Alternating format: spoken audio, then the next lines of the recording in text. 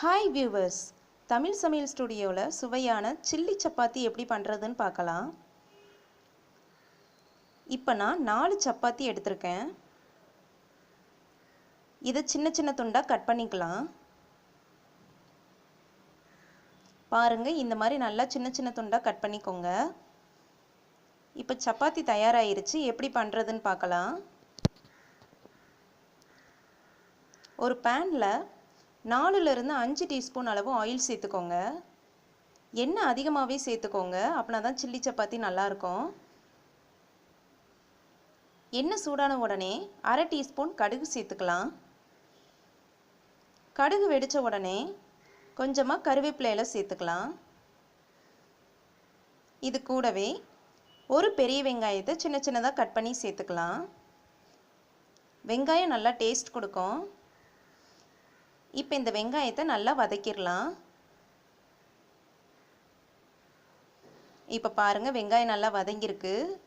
இப்போ இது கூட ஒரு பச்சை மிளகாய் சேர்த்துக்கலாம். அப்புறமா 1 டீஸ்பூன் அளவு இஞ்சி பூண்டு விழுது சேர்த்துக்கலாம். இஞ்சி பூண்டோட பச்சை வாசனை போகிற வரைக்கும் நல்லா வதக்கிக்கோங்க.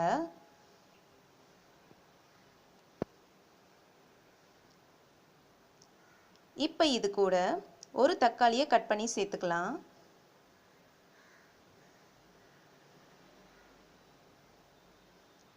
கொஞ்சமாக உப்பு சேர்த்துக்கலாம்.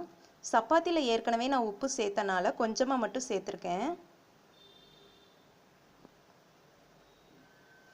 இப்போ இது நல்லா வதங்கட்டும். இப்போ பாருங்கள், நல்லா வதங்கியிருக்கு. இப்போ இதில் 1/2 டீஸ்பூன் மிளகாய்த்தூள், 1/2 டீஸ்பூன் கரம் மசாலா, 1/2 டீஸ்பூன் மல்லித்தூள் சேர்த்துக்கோங்க. சேர்த்துட்டு நல்லா மிக்ஸ் பண்ணி விட்டுறலாம். இந்த மசாலா பொருட்களை 1 மினிட் எண்ணெயிலே நல்லா வேக விடலாம். இப்போ பாருங்கள், நல்லா வெந்திருக்கு.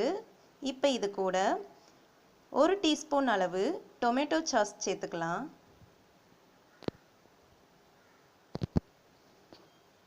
அப்புறமா 1 டீஸ்பூன் அளவு சில்லி சாஸ் சேர்த்துக்கலாம்.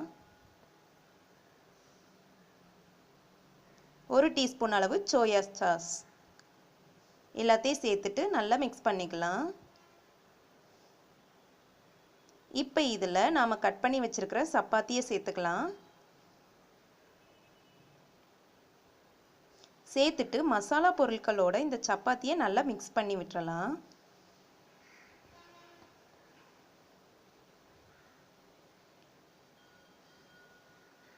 பாருங்கள், நல்லா மிக்ஸ் பண்ணியாச்சு. இந்த சப்பாத்தியை 2 மினிட்ஸ் நல்லா மசாலா பொருட்களோட வேக விடுங்க.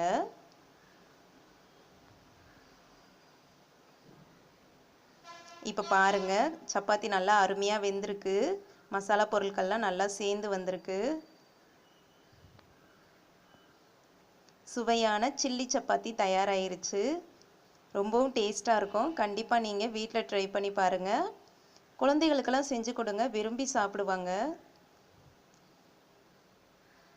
உங்களுக்கு இந்த டிஷ் பிடிச்சிருந்துச்சுன்னா எங்கள் சேனலுக்கு சப்ஸ்கிரைப் பண்ணுங்கள்.